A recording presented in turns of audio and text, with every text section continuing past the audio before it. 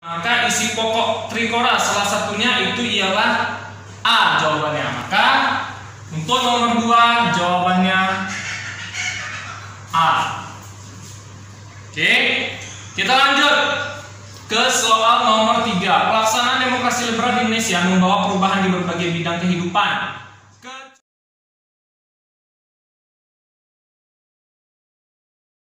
Selamat pagi dari semua. Semoga selalu sehat. Di sini kembali lagi dengan Bapak untuk materi pelajaran sejarah. Hari ini kita masuk ke materinya itu, kita sambil pembahasan soal ya. Itu ada Orde Lama, Orde Baru, dan juga Reformasi. Sama ada beberapa soal Bapak masukkan lagi tuh tentang ASEAN. Untuk mengingat kembali materi kita yang sudah lewat. Nah, ini soalnya sudah Bapak kirim di Google Classroom. Silakan dibuka dan kita lihat yang di soal bagian yang pertama. Di situ soalnya ditanyakan, pada tanggal 13 Desember tahun 57 pemerintah menetapkan Deklarasi Juanda mengenai batas laut teritorial Indonesia. Nah, salah satu dasar pokok pertimbangan penetapan wilayah perairan dalam Deklarasi Juanda adalah, nah, Deklarasi Juanda itu apa? Kita masuk nih ke nomor 1 pembahasannya. Itu dia masuk materi Orla atau Orde Lama. Nah, di Orde Lama itu ada 7 kabinet. Untuk nomor 1 itu dia masuk ke masa kabinet Juanda. Oke, nah ini dia masuk ke masa kabinet Juanda tahun 1956-1957. Nah, di masa kabinet Juanda mereka ada mengeluarkan namanya itu Deklarasi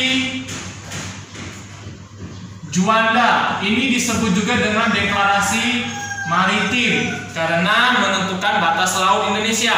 Nah, di soal satu ditanya apa dasar pokoknya. Nah, ingat deh, Indonesia kan negara kepulauan yang setiap pulau itu dipisahkan oleh lautan. Dulu sebelum ada ini, sebelum adanya Deklarasi Juanda, Indonesia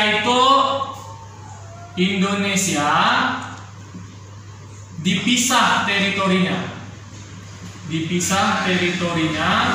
Teritori oleh laut. Artinya tidak ada laut yang satu kesatuan antara Pulau Sumatera, Jawa, dan Kalimantan, dan itu berbahaya untuk keamanan Indonesia. Makanya dikeluarkanlah Deklarasi Juanda. Ya, dia dasar pokoknya itu apa? Yaitu di pilihan jawaban A, yaitu wilayah Indonesia disatukan oleh laut dan merupakan Archipelago State atau negara kepulauan. Jadi laut antar pulau itu adalah satu kesatuan. Ya, jadi tujuannya itu atau latar belakangnya ya, itu menjadikan laut sebagai pemersatu. Atau kalau istilahnya itu kita tuh disebut sebagai negara kepulauan. Nah, jawabannya ialah A. Oke, nomor 1 jawabannya A. Lanjut kita masuk ke nomor 2. Nomor 2, pada tanggal 19 Desember tahun 61 Soekarno mengumumkan trikora kepada seluruh rakyat dan angkatan bersenjata. Salah satu pokok trikora adalah, trikora. Nah, ini dia masuk materi Orla juga. Ini di masa demokrasi terpimpin. Demokrasi terpimpin. Nah, situ kita bahas trikora. Apa itu trikora? Trikora itu kepanjangan dari tri itu 3 ya. Tri Komando Rakyat. Nah, ya. Oke, apa tuh Pak Tri Komando Rakyat? Nah, Tri Komando Rakyat ini adalah upaya Soekarno untuk merebut Papua atau Irian Barat yang pada waktu itu masih dikuasai oleh Belanda. Ada 3 isi pokoknya. Oke, yang pertama itu gagalkan menggagalkan pembentukan negara boneka Papua. Nah, oke, yang pertama. Lalu yang kedua, kibarkan sangsaka merah putih. Kibarkan sangsaka merah putih.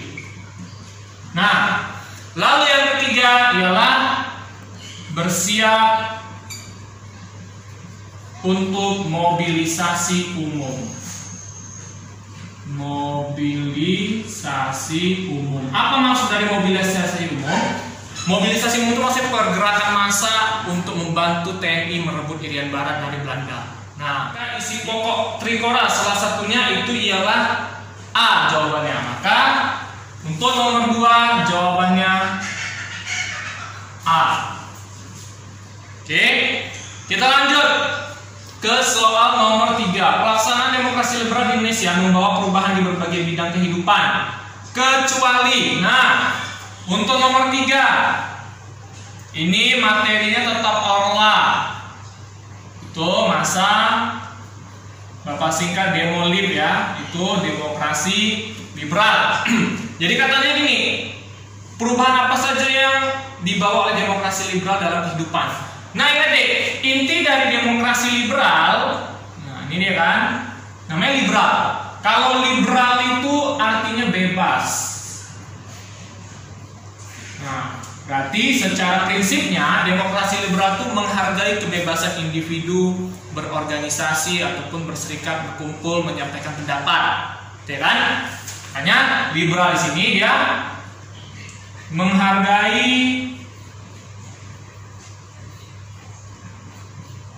hak bebas individu. Nah, ini dia hak bebas individu. Nah, kalau begitu coba kita lihat di pilihan dari A mana yang dia bukan merupakan partisipasi kebebasan masyarakat. Yang A, penyaluran aspirasi masyarakat semakin terbuka, itu bagian dari liberal. Masyarakat boleh mengemukakan pendapat. B, banyak partai bermunculan, ya itu berserikat, bagian berorganisasi itu termasuk. C, kebebasan individu semakin luas, ya kebebasan individu semakin dihormati dan direalisasikan. Kebijakan ekonomi lebih berpihak kepada rakyat kecil, nah itu apakah termasuk? Atau E, sering terjadi gonta-ganti kabinet. Nah, E itu termasuk bagian dari demokrasi liberal, sering ganti-ganti kabinet karena persaingan antar partai. Yang tidak itu adalah D, berpihak pada rakyat kecil. Ingat, liberal itu sangat dekat dengan namanya kapitalisme. Kapitalisme itulah para pemilik modal atau pengusaha besar. Jadi mereka lebih berpihak kepada para pengusaha besar daripada pada rakyat kecil yang uangnya nggak ada. Kurang lebih seperti itu. Oke, jadi nomor 3 karena kecuali maka jawabannya ialah dodol. Oke. Kita lanjut ke nomor 4. Nomor 4 pada Mei tahun 64 di depan apel besar sukarelawan, Soekarno mengumumkan Dwi Kora. Nah, salah satu pokok Dwi Kora adalah, nah ini tadi mana Trikora? Ini tadi Trikora, yang ini Dwi Kora. Oke, sama di masa demokrasi terpimpin, hanya beda tahunnya aja. Yang ini 64, yang ini 61. Nah kita bahas salah satu pokok Dwi Kora. Dwi Kora itu kepanjangannya Dwi, nah Dwi ini artinya 2. Kora itu sama, itu komando rakyat. Nah, 2 komando rakyat.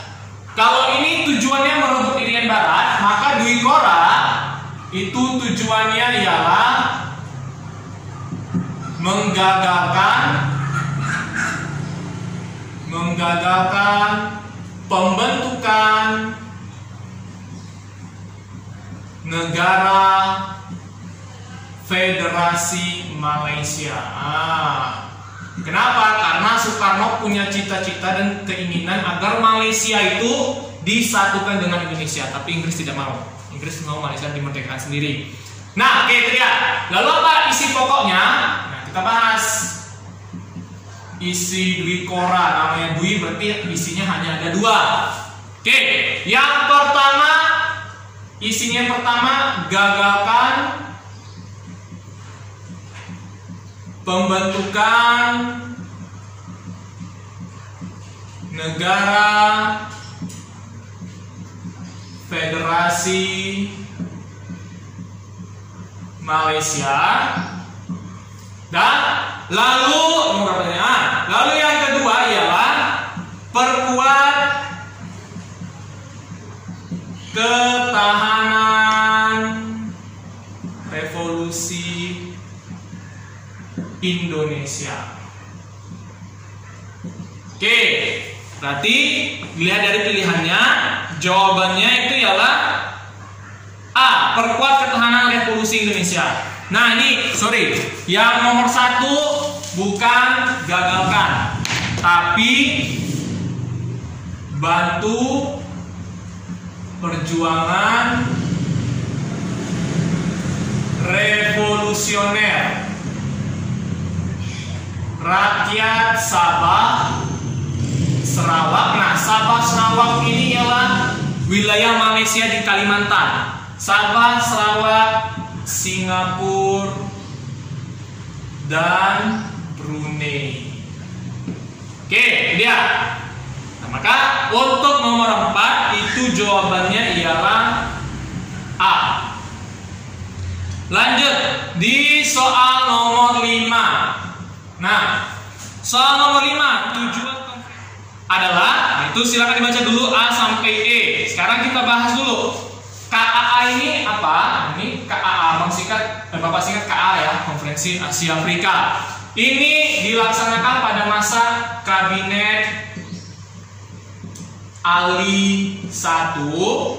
Nah, ini di masa demokrasi liberal, yaitu di masa Orde Lama, demokrasi liberal atau demolib. Nah, ini dia. Oke, tujuan dari KAA.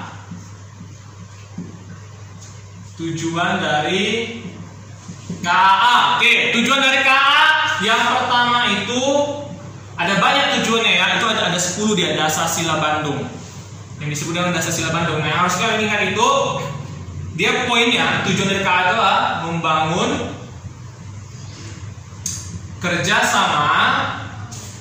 kerjasama sosial, politik, ekonomi,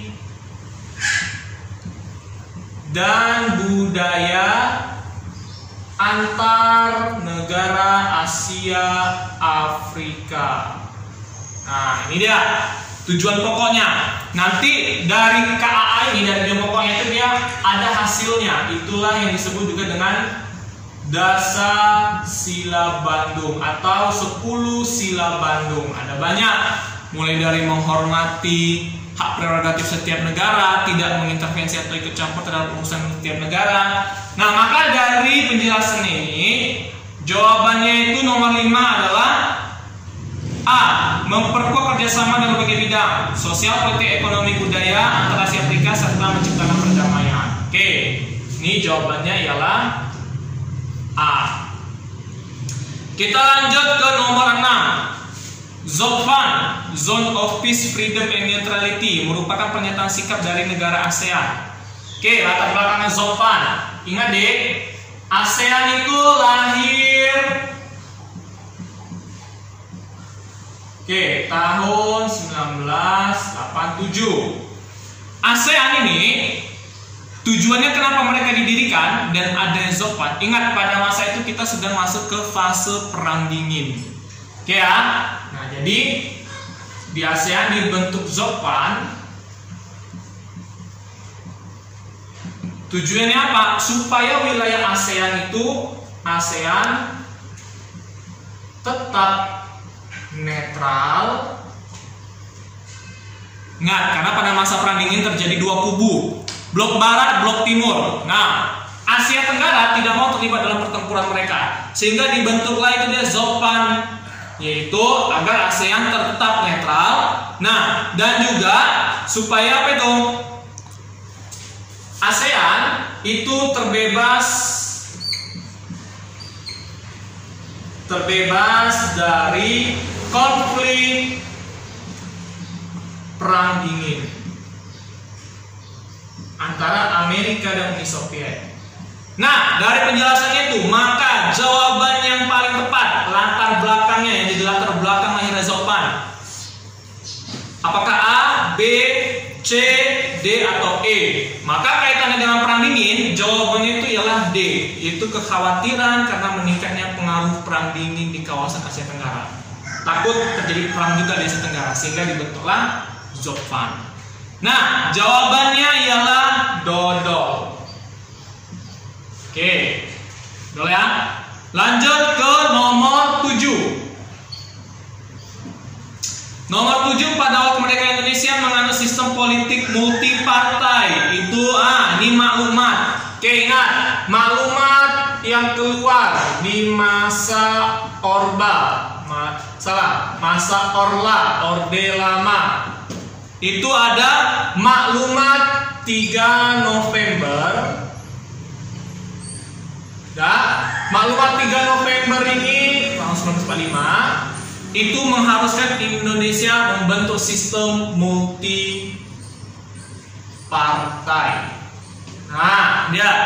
Lalu ada maklumat 14 November yang mengharuskan Indonesia membentuk sistem parlementer. Karena udah multi partai, maka sistem pemerintahnya bukan lagi presidensial tapi parlementer. Oke, maka jawaban nomor 7 ialah cacing. Oke ya, ini jawaban nomor 7, cacing.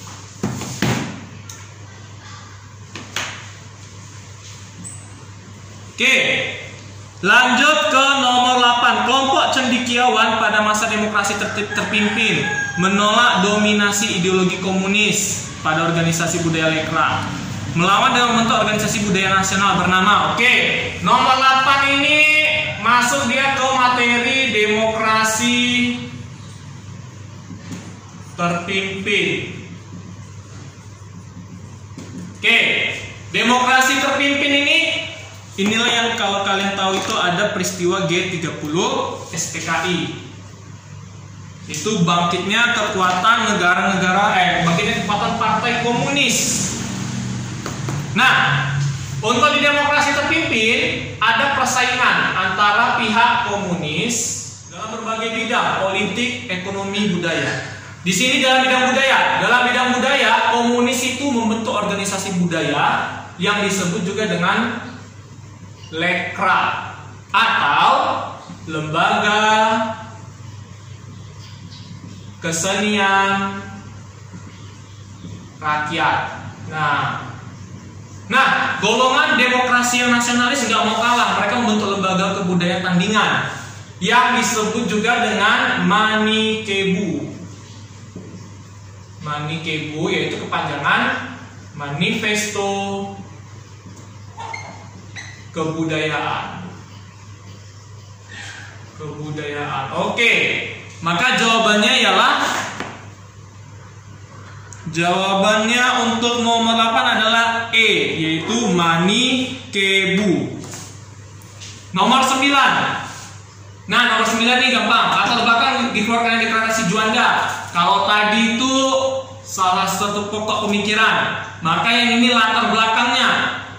Nah, maka A, Indonesia ingin lautnya lebih luas. B, Indonesia ingin laut antar pulau jadi teritorial pemersatu. C, Indonesia ingin menambah wilayah teritori lautnya. Atau D, menolak wilayahnya dilalui kapal asing. Atau E, menjadi negara Blue Water Navy.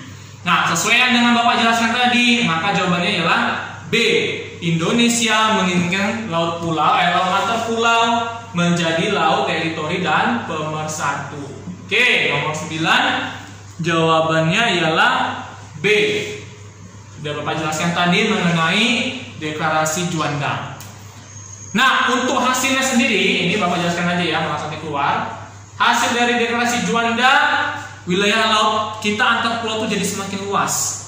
Ada penambahan wilayah laut. Oke, yang pertama laut teritori